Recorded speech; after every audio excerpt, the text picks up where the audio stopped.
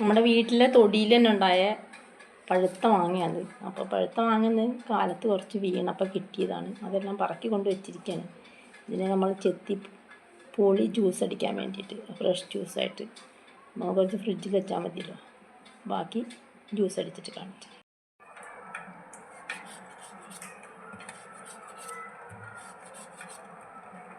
മാങ്ങ ഫുള്ള് ചെത്തി എടുത്തുകൊണ്ടിരിക്കുകയാണ്. പഴുത്ത മാങ്ങ ഫുള്ള് ചെത്തി കഴിഞ്ഞതിന് ശേഷം നമുക്ക് ടേസ്റ്റുള്ള മാംഗോ ജ്യൂസ് അടിക്കാം.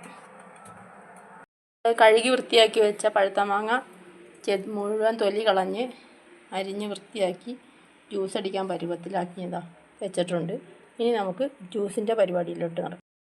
നല്ലപോലെ കഴുകി വൃത്തിയാക്കി വെച്ചേക്കുന്ന മിക്സിയുടെ ജാറിലോട്ട് നമുക്ക് റെഡിയാക്കി വെച്ചേക്കുന്ന മാംഗോ ഇടാം.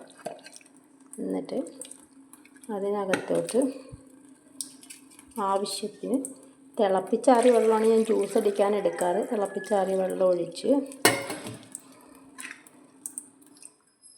അധികം മധുരമുണ്ട് ആവശ്യമില്ല. അത്യാവശ്യം മധുരമുള്ള മാങ്ങ എന്നാലും പഞ്ചസാര ജ്യൂസ് അടിക്കുമ്പോൾ ഇട്ടില്ലെങ്കിൽ ഒരു ടേസ്റ്റും ഉണ്ടാവില്ല. അപ്പോൾ പഞ്ചസാരയൊക്കെ ഇട്ട് നമുക്കെന്ത് ചെയ്യാം, ജ്യൂസ് അടിക്കാൻ വെക്കാം. ജ്യൂസ് അടിച്ചതിന് ശേഷം ഉപയോഗിക്കാം. ജ്യൂസ് അടിക്കാൻ വെച്ച്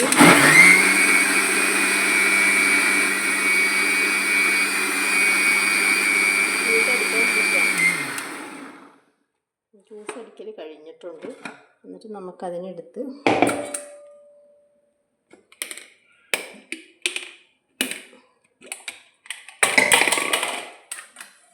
തുറന്ന് പാത്രത്തിലോട്ട് പകർന്ന് വെക്കാം. നല്ല കുറുകിയ അവസ്ഥയിലാണുള്ളത്. ബാക്കിയുള്ളത് നമ്മൾ തിളപ്പിച്ചാറിയ വെള്ളത്തിലോട്ട് ഇട്ട് അതിനെ എടുത്ത് നമുക്ക് ഇതേപോലെ ജ്യൂസ് അടിക്കാം. ജ്യൂസ് അടിച്ചതിന് ശേഷം ഈ അടച്ചു വെച്ച് ഫ്രിഡ്ജ് വെച്ച് തണുപ്പിച്ചതിന് ശേഷം നമുക്ക് മാമ്പഴ ജ്യൂസ് ഉപയോഗിക്കാം.